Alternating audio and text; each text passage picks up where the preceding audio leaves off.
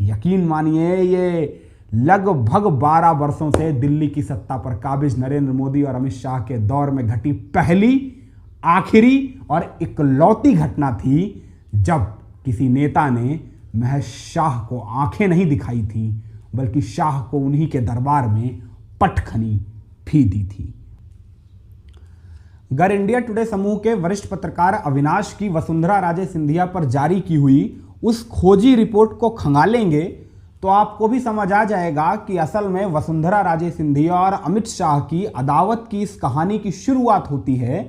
बरस 2013 के उन राजस्थान विधानसभा चुनावों के नतीजों से, जिन नतीजों के भीतर मिली ऐतिहासिक और अभूतपूर्व जीत का सेहरा जब समूची भारतीय जनता पार्टी अपने नए नए हिंदुआ सूरज नरेंद्र मोदी के सरमाथे बांध रही थी। तब ये सिर्फ और सिर्फ वसुंधरा राजे सिंधिया थीं जिन्होंने न सिर्फ पार्टी के भीतर उस जीत का सेहरा मोदी के सरमाथे बांधने से इनकार किया था, बल्कि देश भर की मीडिया के सामने यह ऐलान करते हुए सार्वजनिक मंच से बयान जारी कर समूची भारतीय जनता पार्टी को सकते में डाल दिया था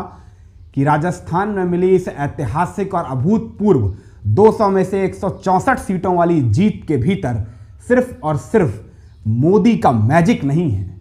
और भी बहुत सारे लोग हैं जिनकी मेहनत है। यह पहली दफा था जब उत्तर से लेकर दक्षिण और पूरब से लेकर पश्चिम तक समूची भारतीय जनता पार्टी के भीतर मोदी के नाम का हाका लगवाने की प्लानिंग में जुटे शाह की आंखों में वसुंधरा किरकी थी। मगर तब दौर बड़ा नाजुक था। 2014 के लोकसभा चुनाव दहलीज पर मुंह ताक रहे थे और ऐसे में शाह किसी भी कीमत पर भारतीय जनता पार्टी के किसी ऐसे नेता को मोदी के खिलाफ नहीं खड़े होने देना चाहते थे जिसका अपना एक बड़ा जन समर्थन हो। इसीलिए शाह ने मजबूरन गुस्से का वो घूंट पी लिया, ये सोचकर कि वक्त उनका भी आएगा तब हिसाब बाकायदा पूरा किया जाएगा।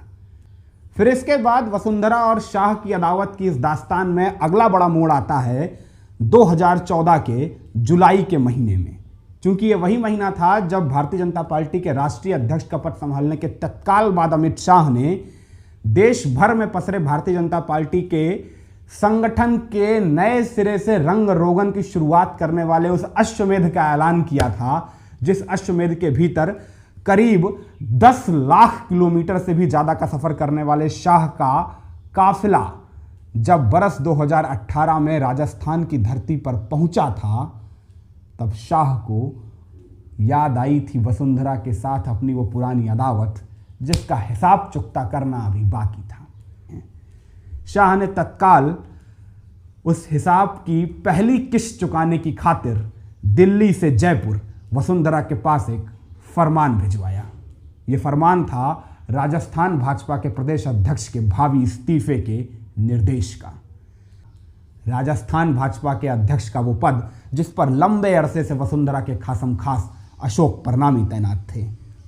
मगर चूंकि अब शाह ने परनामी के इस्तीफे का निर्देश दे दिया था, तो वसुंधरा ने थोड़ी बहुत नानुकुर जरूर की, मगर जब शाह ने अपने तेवर कड़े किए तो वसुंधरा ने पांव पीछे खींच लिए और परनामी का इस्तीफा ले लिया। ये वसुंधरा राजे सिंधिया बनाम अमित शाह की इस लड़ाई का पहला मोर्चा था जिसे शाह ने फतह किया था, और जाहिराना तौर से अपनी इस पहले हल्ले की जीत से उत्साहित शाह ने जल्द ही अपने मोहरे की दूसरी चाल चलते हुए वसुंधरा के पास दिल्ली से जयपुर एक और फरमान भिजवाया। फर्क बस इतना था कि पिछली दफा फरमान राजस्थान प्रदेश भाजपा के अध्यक्ष के इस्तीफे का था और इस दफा यह फरमान राजस्थान प्रदेश भाजपा अध्यक्ष की नई तैनाती को लेकर था। शाह ने वसुंधरा से दो टूक लहजे में कहा, राजस्थान भाजपा के प्रदेश अध्यक्ष की तैनाती होगी, मगर किरदार उनकी पसंद का होगा, यानी जोधपुर से आने वाले मोदी सरकार में कैबिनेट मंत्री गजेंद्र सिंह शेखावत बनेंगे भाजपा के नए प्रदेश अध्यक्ष। शाह को उम्मीद थी पिछली दफा की तरह वसुंधरा थोड़ा बहुत नानुकुर जरूर करेंगी, मगर जब वो तेवर कड़े करेंगे तो वसुंधरा सरेंडर कर देंगी। मगर इस दफा वसुंधरा ने पलटवार करते हुए शाह के भेजे हुए उस फरमान को बैरन वापस लौटा दिया। शाह ने फरमान दोबारा भेजा, वसुंधरा ने फिर वापस लौटा दिया। तिबारा भेजा, वसुंधरा ने फिर वापस लौटा दिया। दिन हफ्ते महीने गुजरते चले गए, मगर वसुंधरा अपने रुख पर कायम रही कि जब तक वो रहेंगी राजस्थान भाजपा के अध्यक्ष पद पर शेखावत नहीं विराजेंगे। पार्टी के भीतर सभी नेताओं ने वसुंधरा को समझाने की भरसक कोशिश की कि ये वो राजनाथ और गडकरी वाली पुरानी भाजपा की दिल्ली नहीं है, ये मोदी शाह के दौर की दिल्ली है, इसे झुकाना आसान नहीं होगा। मगर वसुंधरा फिर भी अपने रुख पर कायम रही। और जब शाह ने वसुंधरा पर दबाव बनाने की हद से ज़्यादा कोशिशें की तो वसुंधरा ने शाह पर वार करते हुए इस दफ़ा जयपुर से दिल्ली फरमान भिजवा दिया।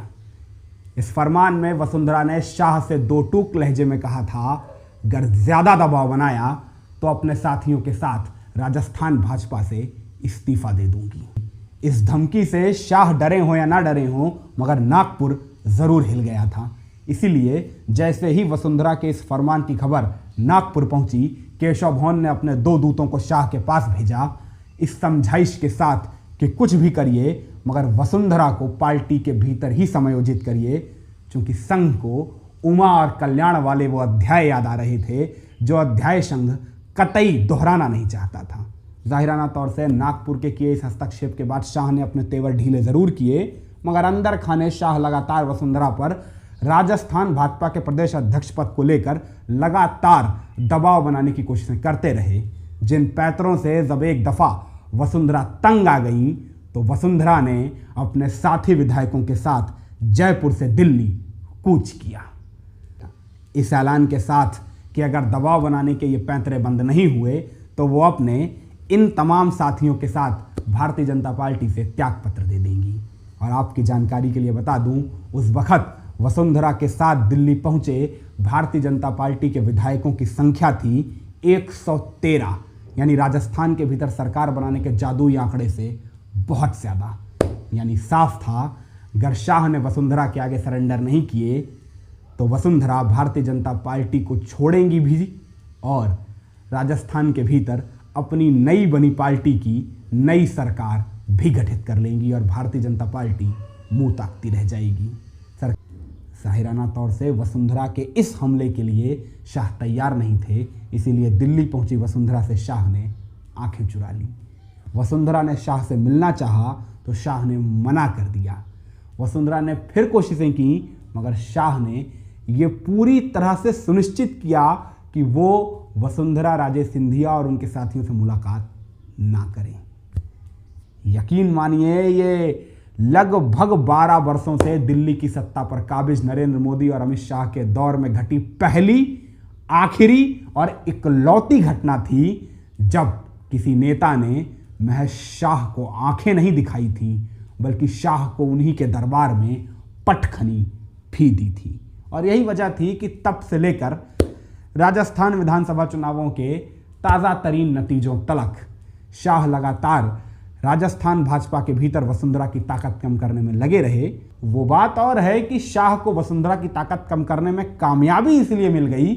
क्योंकि वसुंधरा कहीं ना कहीं राजस्थान की जनता का आशीर्वाद प्राप्त करने में चूक गई।